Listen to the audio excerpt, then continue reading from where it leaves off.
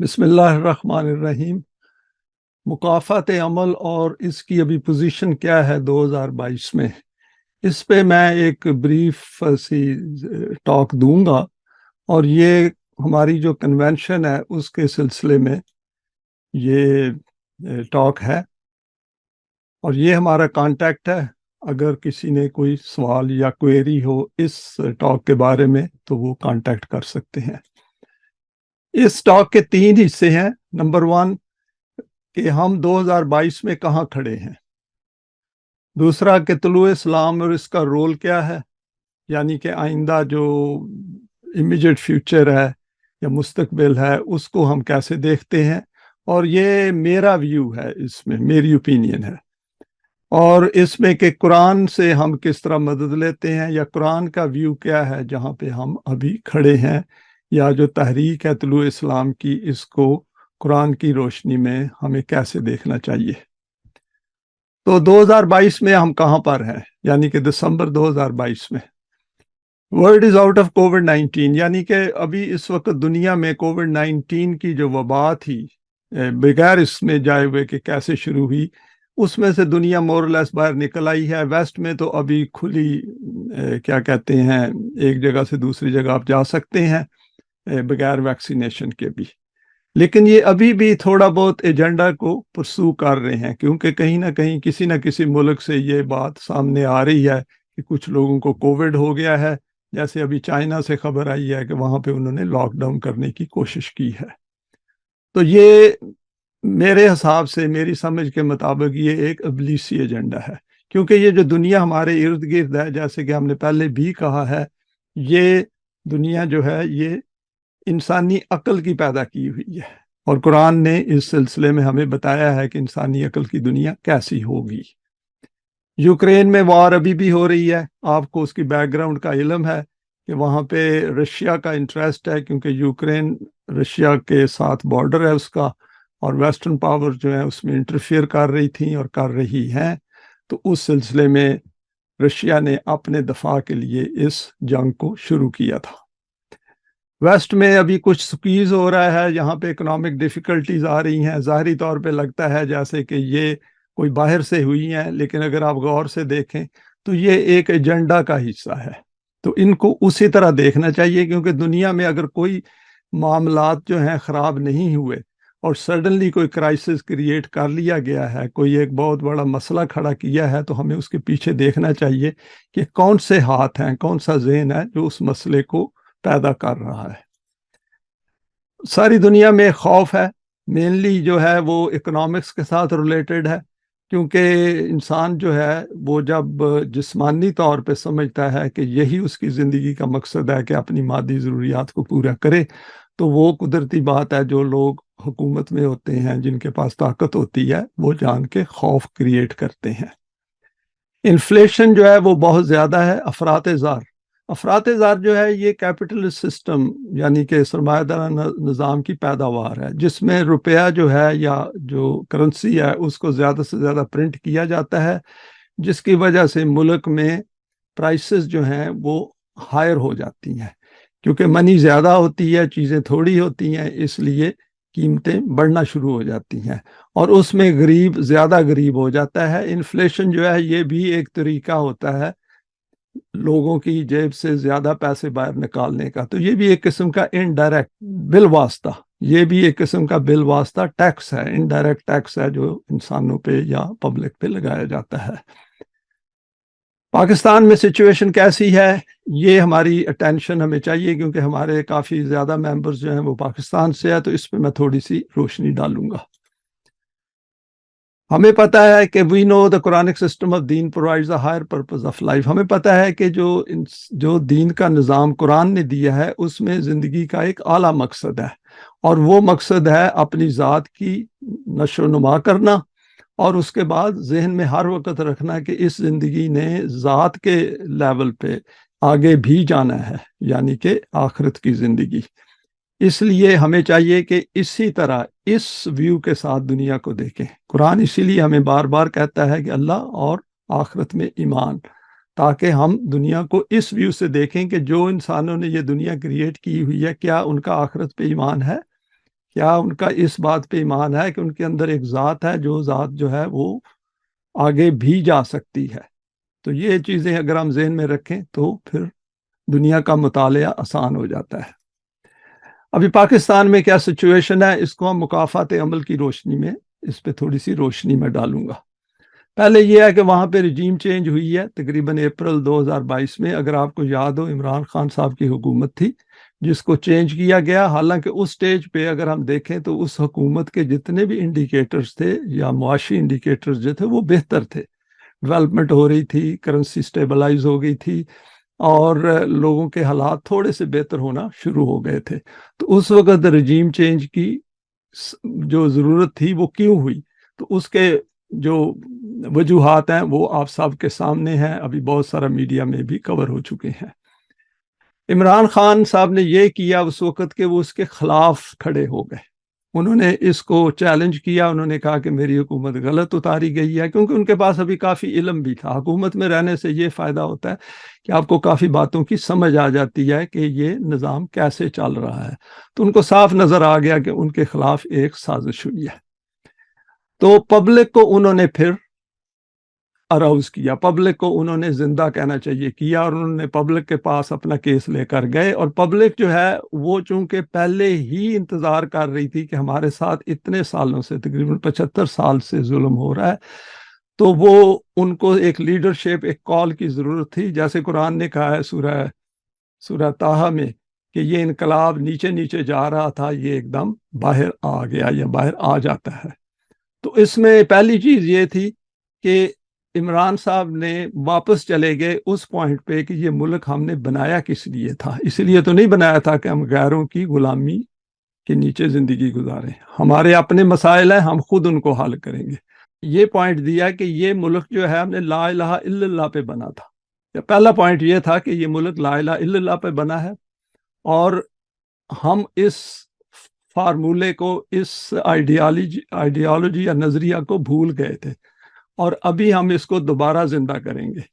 اور دوسری بات انہوں نے یہ کی کہ ہمیں باہر کی جو طاقتیں ہیں ان سے ہم نے آزادی لینی ہے، کیونکہ یہ جو رجیم چینج ہوئی ہے یہ امریکہ کے کہنے پہ ہوئی ہے، لیکن آف کورس اس میں یہ بھی تھا کہ اندر کی، پاکستان کی اندر کی قوتیں بھی اس میں شامل تھیں۔ کسی گھر میں پرابلم نہیں کھڑا ہو سکتا جب تک اس گھر کے اندر بھی ڈویژن نہ ہو، تقسیم نہ ہو، اندر بھی پارٹیز نہ ہو۔ اور تیسری انہوں نے جو بات کی وہ یہ تھی کہ justice for all under the rule of law, اور یہ پہلی دفعہ تھا کسی حکمران نے یہ کہا کہ رول آف لا جو ہے وہ بڑا امپورٹنٹ ہے، کیونکہ جو بھی ہم لاز بناتے ہیں اگر ان کو اوبے نہ کریں تو ان لاز کو بنانے کا فائدہ کیا ہے۔ تو یہاں پہ انہوں نے کہا کہ یہ جو دستور ہم نے بنایا ہوا ہے اس دستور کو ہمیں فالو کرنا چاہیے، اور اس پہ ایک بات ہے انہوں نے یہ کی کہ خود وہ اس دستور کے نیچے ہی رہے، انہوں نے دستور کو ابھی تک اس کے اگینسٹ نہیں گئے۔ ابھی یہاں پہ جو نیکسٹ پوائنٹ ہے وہ یہ ہے، جو اس میں سے مکافات عمل کے نیچے نکلتا ہے، کہ انہوں نے کھل کے اکاؤنٹیبلٹی کی بات کی کہ ہر انسان جو ہے وہ ذمہ دار ہے، اور جو لوگ غلط کام کرتے ہیں ان کا حساب کتاب ہونا چاہیے، کیونکہ اگر حساب کتاب نہیں ہوگا تو رول آف لا نہیں ہوگا، اور اگر رول آف لا نہیں ہوگا تو ملک میں ابتری ہوگی، ناانصافی ہوگی، ظلم ہوگا، جو غریب لوگ ہیں وہ پستے جائیں گے، ایک قانون امیر کے لیے ہوگا، ایک قانون غریب کے لیے ہوگا۔ تو اس کی انہوں نے مثالیں بھی دی، اور یہ ایسی بات تھی جو کہ قرآن کی اس آیت کے عین مطابق ہے، وَخَلَقَ اللَّهُ السَّمَاوَاتِ وَالْأَرْضَ بِالْحَقِّ وَلِتُجْزَىٰ كُلُّ نَفْسٍ بِمَا كَسَبَتْ وَهُمْ لَا يُظْلَمُونَ۔ اگرچہ اس قانون کی بات نہیں ہوئی کھل کے، کسی نے مکافات عمل کی بات نہیں کی، قانون مکافات عمل کی بات نہیں کی، لیکن ایک بات ظاہر ہے کہ یہ کوئی بات کرے یا نہ کرے تو انسان ہی انسانوں کے غلط نظام کے خلاف کھڑے ہو جاتے ہیں، اور یہ بات ہمیں ذہن میں رکھنی چاہیے کہ مکافات عمل جو ہے وہ کام کر رہا ہے، اور ابھی بلکہ مکافات عمل تھوڑا سا تیز بھی ہو گیا ہے۔ تو جنرل پبلک جو ہے اس نے سوشل میڈیا کو ایکسٹینسولی استعمال کیا ہے، اور انفارمیشن بڑی فاسٹ ابھی چل رہی ہے، اس کے باوجود کہ گورنمنٹ نے جو نشریاتی ادارے ہیں ان پہ کنٹرول ہے، لیکن پھر بھی سوشل میڈیا کے ذریعے لوگ ایک دوسرے کو انفارم رکھ رہے ہیں۔ اور یہ دیکھیں قرآن نے کہا تھا وہ ناشرات نشرن، کہ جو نشر ہونا ہے، جو نیوز نے ڈسپرس ہونا ہے، اس کا ایک مطلب یہ بھی لیا جا سکتا ہے وہ ہو رہی ہے اور وہ ہوگی۔ نیکسٹ ایک بڑی انٹرسٹنگ بات ہے یہاں پہ مکافات عمل کے نیچے قرآن نے سورہ مطففین میں کہا تھا یوم یقوم الناس لرب العالمین، کہ ایک ٹائم آئے گا جب انسان مین کائنڈ یعنی کہ عوام الناس جو ہیں وہ کھڑے ہو جائیں گے ربوبیت عالمین کے لیے۔ تو آپ دیکھیں کہ یہ جو چیز ہے اس میں قرآن نے یہ نہیں کہا کہ وہ یوم یقوم المومنین نہیں کہا، مومنین کا نام نہیں لیا، الناس کا کہا کہ اگر مومنین نہیں ہوں گے تو انسان خود ہی تنگ آ کے کھڑے ہو جائیں گے۔ اگر آپ اس سے پہلے کی ورسز دیکھیں 1 to 5 تو یہ بڑا گریٹ سین جو ہے وہ ہمارے سامنے سیٹ ہو رہا ہے۔ تو یہ بڑی امید ہے کہ مکافات عمل جو ہے وہ اپنی ہائر سپیڈ پہ چلا گیا ہے، اس کی رفتار جو ہے وہ پہلے سے بڑھ گئی ہے۔ کچھ اور پوائنٹس ہیں اس میں، یہاں پہ آپ دیکھیں آل پلرز آف دا اسٹیٹ جتنے بھی ہیں، میڈیا، پبلک اسکروٹنی اور ان کی ٹرائل شروع ہو گئی ہے۔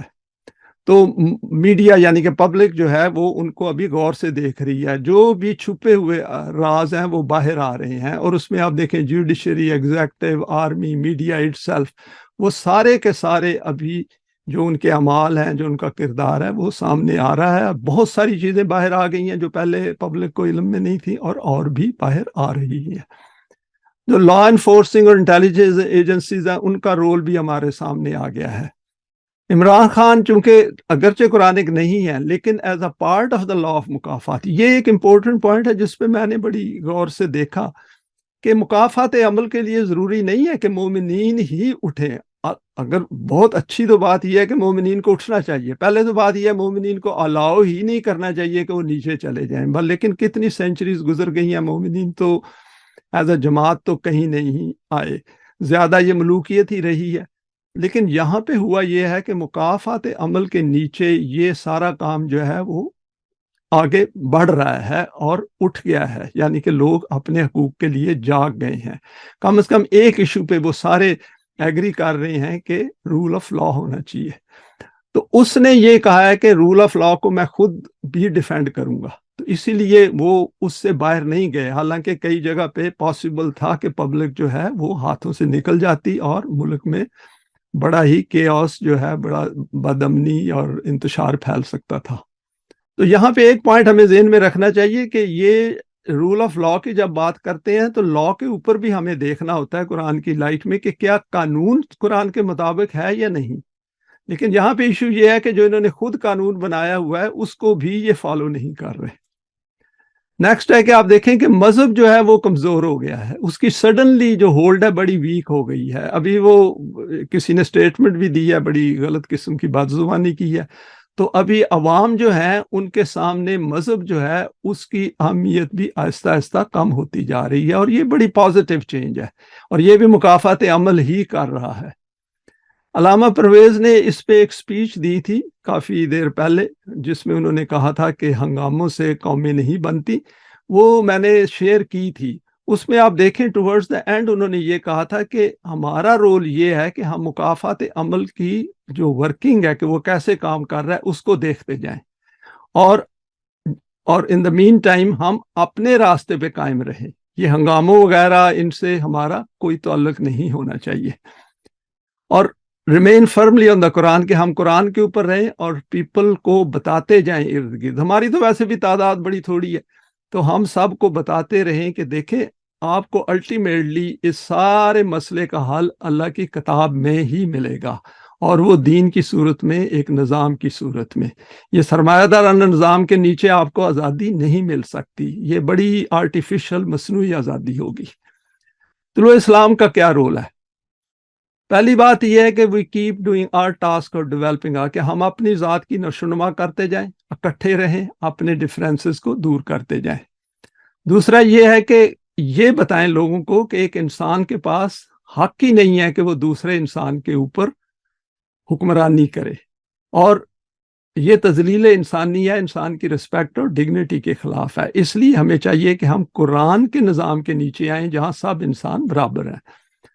اور یہاں پہ ایک اور بات ہے کہ ان کو یہ بتانے کے لیے ہمیں چاہیے کہ قرآن کی بھی ریفرنس دیں، جیسے یہ ورس یہاں پہ میں نے سورہ آل عمران کی کوٹ کی ہے، ما کان لبشر ان یؤتیہ اللہ الکتاب والحکم والنبوۃ ثم یقول للناس کونوا عبادا لی من دون اللہ۔ یہ بڑا ضروری ہے ان کو بتانا کہ قرآن کیا کہتا ہے، اور پھر اس کو سمجھائیں بھی کہ کسی انسان کے پاس حق ہے ہی نہیں کہ وہ دوسرے انسان کے اوپر حکومت کرے، چاہے قوانین کے ذریعے کرے یا ڈائریکٹلی کرے۔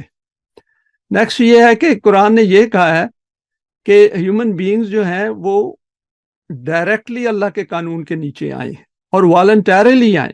آپ کو یاد ہے قرآن نے کہا لا اکراہ فی الدین، کہ اس میں زبردستی والی کوئی بات نہیں ہے، باہر کی یا اندر کی، کہ زبردستی مسلمان بننے والی بات نہیں ہے۔ یہاں پہ اس نے کلیئرلی کہہ دیا ہے کہ سارے ماڈل اس نے بہترین انسانوں کے قرآن میں دیے ہوئے ہیں۔ فار ایگزامپل ہمیں یاد ہے رسول اللہ صلی اللہ علیہ وسلم کے متعلق اس نے کہا ہے وَإِنَّكَ لَعَلَىٰ خُلْقٍ عَظِيمٍ۔ تو یہ ہمارے لیے ماڈل ہے اور ہم اسی پہ قائم رہیں گے طلوع اسلام کے ممبر ہونے کی حیثیت سے۔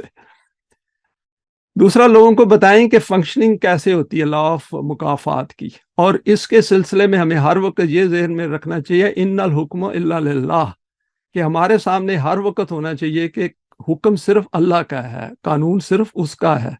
تو قرآن کی روشنی میں ہم آگے بڑھیں اور لوگوں کو ایکسپلین کریں، اور ان کو جب سمجھائیں گے، ان کی ریشنل سائیڈ جو ہے وہ جب وہ سوچیں گے تو وہ پھر اس کی طرف آئیں گے، کیونکہ ابھی حالات ایسے بنتے جا رہے ہیں کہ انسانوں کو قرآن کی طرف آنا ہوگا۔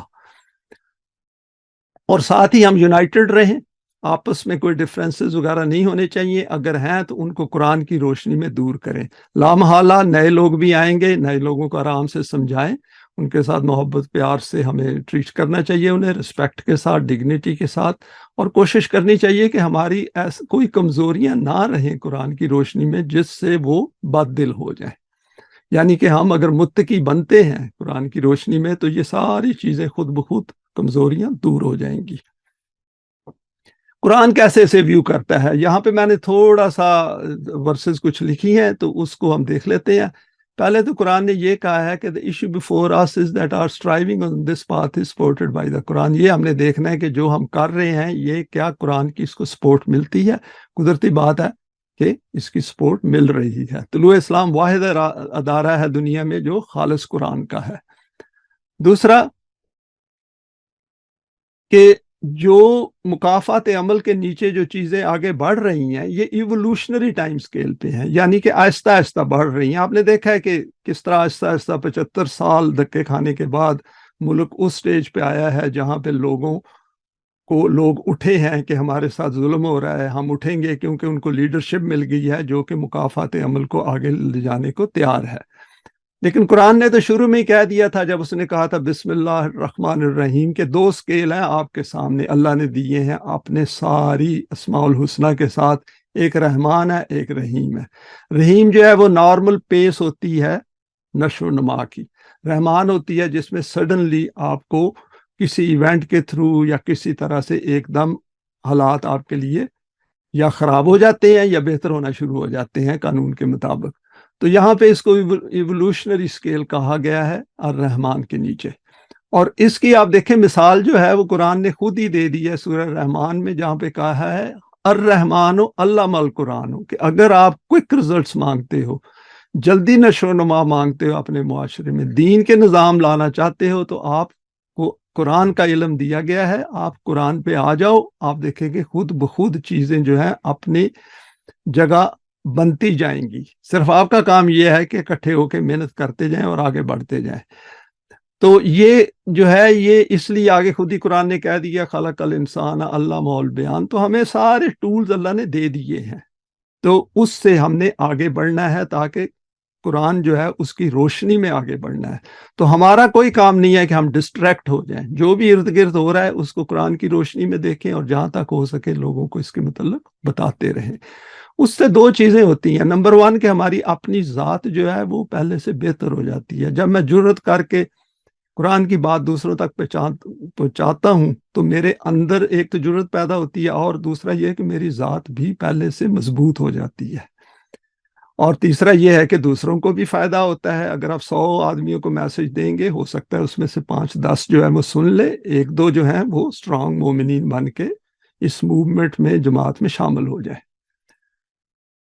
تو ہمارے سامنے قرآن جو ہے وہ ایک چوائس دے رہا ہے ہمیں، ایک وہ دے رہا ہے کہ آپ ان 2 راستوں میں سے ایک سلیکٹ کر لو۔ ایک تو وہ راستہ ہے کہ آپ نارمل ایوولوشن ٹائم سکیل پہ جیسے تبدیلیاں آ رہی ہیں اس پہ چلتے رہیں، اور ہو سکتا ہے کسی جگہ جا کے آج سے 200-300 سال کے بعد یہ جو نظام ہے یہ کسی جگہ آنا شروع ہو جائے، کیونکہ حالات اتنے خراب ہو جائیں کہ انسانوں کو خود بخود وہ کہیں کہ کون سا نظام ہے جو ہمیں فائدہ دے گا، اور قرآن کی طرف آ جائیں۔ لیکن ہم اس کا انتظار نہیں کر سکتے۔ اگر ہم اس طرح چلتے رہے، آپ نے دیکھ لیا ہے کہ کئی ہزار سال تو گزر گئے ہیں، سوائے اس جو پہلے والا ایک 7th سینچری کا جو ہے، اس میں ایک پراپر نظام جو ہے اس نے شکل لی تھی جو ہمارے سامنے ہے، لیکن اس کے بعد پھر یہ ایوولوشنری ٹائم سکیل پہ چلا گیا ہے۔ تو اگر ہم اس کو ایمرجنٹ ٹائم سکیل پہ لانا چاہتے ہیں، یعنی کہ الرحمن کے نیچے لانا چاہتے ہیں، تو ہمیں اپنی کوششوں کو ہائر پیس پہ اسی طرح جاری رکھنا چاہیے۔ اس لیے ہمیں الرحمن والے سکیل پہ چلنا چاہیے۔ ایک چیز ہمیں اور ذہن میں رکھنی چاہیے کہ ٹرائل اینڈ ایرر سے انسان کبھی بھی قرآن پہ نہیں پہنچ سکتا۔ ٹرائل اینڈ ایرر سے ہم قرآن کی طرف ہمیں آنا ہی ہوگا، بحیثیت ایک کتاب کے، بحیثیت ایک نظام کے۔